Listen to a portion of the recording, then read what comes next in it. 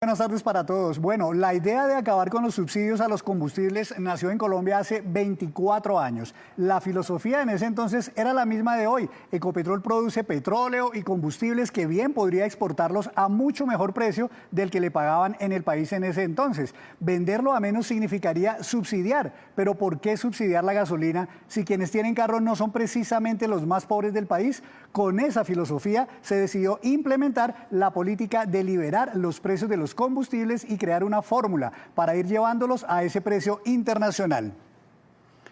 Fue en el año de 1998 cuando los precios, cuando se ideó la fórmula de liberar los precios de los combustibles, cuando Andrés Pastrana era el presidente de la República, Luis Carlos Valenzuela era el ministro de Minas y Energía. En 1998 decidió entonces crear esa fórmula para que entonces los precios de los combustibles se fueran llevando poco a poco al nivel de la paridad internacional. Hay que tener en cuenta que en esa época el precio de los combustibles apenas rondaba los $13 por barril, mucho menos de lo que está costando hoy. Pero ya en el año 2007, cuando ese barril había subido a niveles de $60, fue cuando crearon entonces el Fondo de Estabilización de Precios de los Combustibles, de tal manera que Ecopetrol ya no cobrara todo lo que debería cobrar, sino una parte. Al comienzo esa diferencia la asumía Ecopetrol como pérdida, pero después la Nación le dijo que simplemente Ecopetrol llevara esas cuentas del subsidio mensual y que después se le iría pagando con plata de la Nación.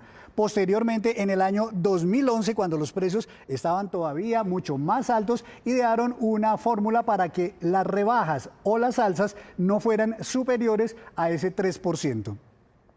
Les quiero mostrar, esta es la famosa fórmula de precios de los combustibles que para el común de la gente y para mí también parece chino avanzado, pero que simplemente significa que el precio que se le debe reconocer a Ecopetrol por la gasolina que produce debe fijarse con base en el precio que tenga el índice de nafta de la costa este de los Estados Unidos, y cuando se liquide se debe hacer a la tasa representativa del mercado que esté vigente para ese día que se hagan esas cuentas. Es decir, que si ese índice subía y el dólar también, el subsidio sería más grande y la Nación entonces tendría mayores problemas. Ahora veamos ¿cómo están las cosas actualmente? Con la última actualización realizada en julio por el Ministerio de Minas y Energía, el ingreso al productor, es decir, lo que se le reconoce a Ecopetrol por cada galón de gasolina producido, aquí está, 5.064 pesos exactamente.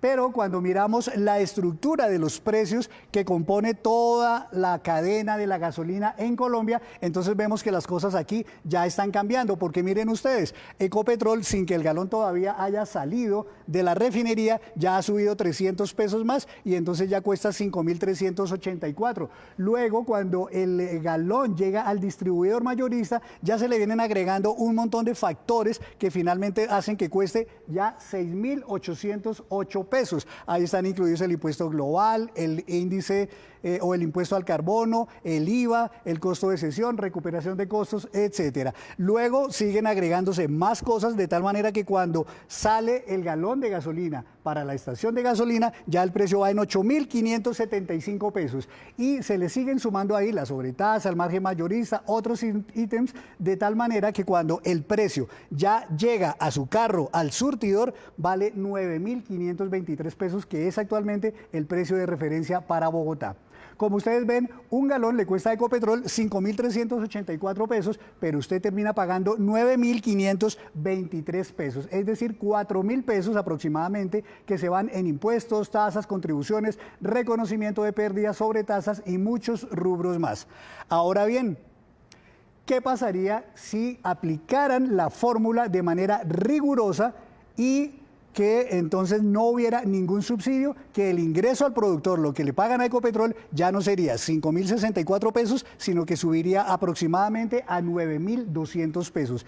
Y en consecuencia, el galón de gasolina que usted debe pagar en la estación de gasolina, para el caso de Bogotá, ya no sería de hoy 9.523 pesos como sucede, sino que sería de 13.800 pesos. Y tenga en cuenta que el barril de petróleo, por fortuna, ha bajado a niveles de $94, pero no sabemos si vuelva a subir a $120 o más, como estuvo en mayo de este mismo año por la guerra en Ucrania. Si eso pasara, el precio final sería de 18.000 o de 20.000 pesos por galón. Ahora bien, después de toda esta explicación, ¿qué ha pasado con los famosos subsidios que ha venido acumulando el gobierno y que ahora quiere desmontar? Este tema nos lo explica mi compañera Sol Suárez. Sol, muy buenas tardes y adelante. Henry, buenas tardes, televidentes. Pues el gobierno en estos momentos, o en general el país, solamente tiene tres opciones.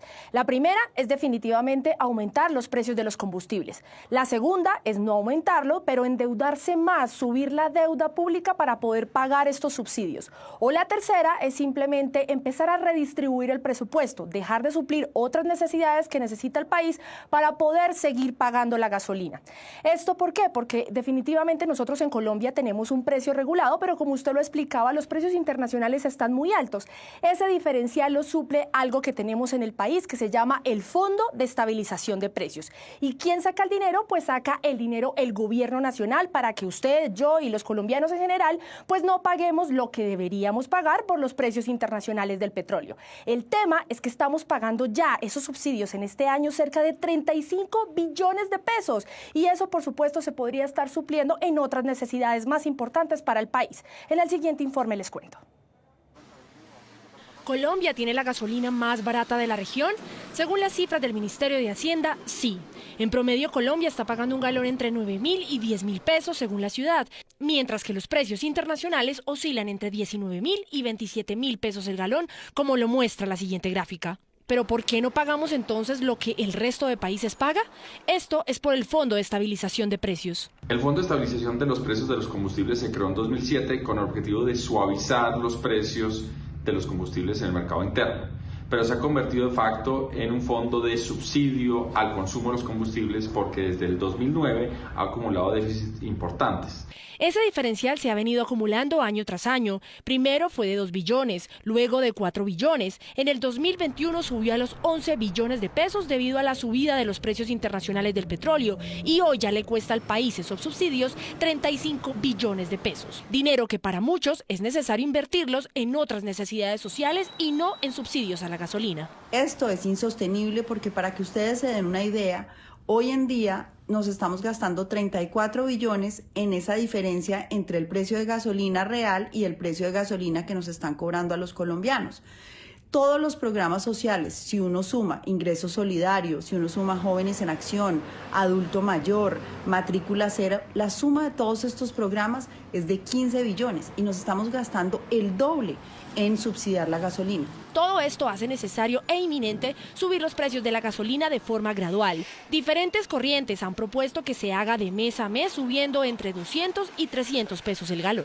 Tal vez gastarse 38 o 35 billones de pesos en subsidios a los combustibles tal vez es una mala decisión, tal vez es una decisión que tenemos que revisar como nación. Esa es un poco la reflexión. Con toda esta situación, el país se debate en tres opciones: subir los precios de la gasolina, que el gobierno se endeude más o que se deje de suplir otras necesidades para pagar el precio de la gasolina.